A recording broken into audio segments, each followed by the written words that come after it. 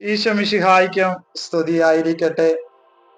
ഈശോമിശിഹായിൽ സ്നേഹിതരെ, 1 പത്രോസിന്റെ ലേഖനം അതിന്റെ 5-ാം അധ്യായം 10ഉം 11ഉമായിട്ടുള്ള തിരുവചനങ്ങളില് നാം ഇപ്രകാരം വായിക്കുന്നു: തന്റെ നിത്യമഹത്വത്തിലേക്ക് ക്രിസ്തുവിൽ നിങ്ങളെ വിളിച്ചിരിക്കുന്ന അനുഗ്രഹദാതാവായ ദൈവം നിങ്ങളെ അല്പകാലത്തെ സഹനത്തിന് ശേഷം പൂർണ്ണരാക്കുകയും സ്ഥിരീകരിക്കുകയും ശക്തരാക്കുകയും ചെയ്യും.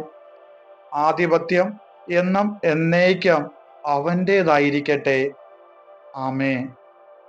പ്രിയപ്പെട്ടവരെ, പത്രോസ് അപ്പോസ്തലന് വ്യക്തമാണ്, ജീവിതത്തിൽ ഉണ്ടാകുന്ന ക്ലേശങ്ങളും സഹനങ്ങളും ബുദ്ധിമുട്ടുകളും എല്ലാം അല്പകാലത്തേക്ക് മാത്രമാണ്.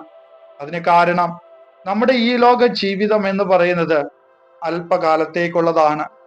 എന്നാൽ നിത്യത, നിത്യജീവൻ എന്ന് പറയുന്നത് അത് നിത്യമായിട്ടുള്ളതാണ്. അത് ഒരു അവസാനമില്ലാത്ത ജീവിത അവസ്ഥയാണ്. അതിലേക്കാണ് ദൈവം ക്രിസ്തുവിലൂടെ നമ്മളെ വിളിക്കുന്നത്.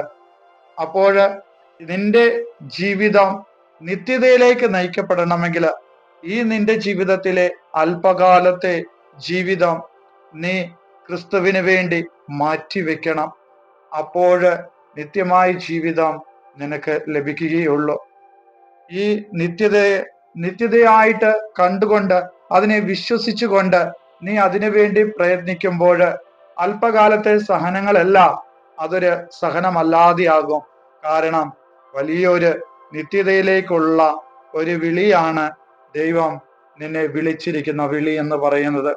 ആയതിനാൽ പ്രിയപ്പെട്ടവരെ, നമ്മുടെ ജീവിതവും ക്രിസ്തുവിലുള്ള ജീവിതമാക്കി മാറ്റേണ്ടതിന് എല്ലാ സഹനങ്ങളെയും ബുദ്ധിമുട്ടുകളെയും പ്രയാസങ്ങളെയും ക്രിസ്തുവിന്റെ കണ്ണുകളിലൂടെ കണ്ടുകൊണ്ട് അതിനെ ക്രിസ്തീയ കാഴ്ചപ്പാടുകൂടെ അതിനെ അഭിമുഖീകരിച്ചുകൊണ്ട് ജീവിക്കാനുള്ള കൃപയ്ക്ക് വേണ്ടിയിട്ട് പ്രാർത്ഥിക്കാം. ദൈവം നമ്മളെല്ലാവരെയും സമൃദ്ധമായി അനുഗ്രഹിക്കട്ടെ.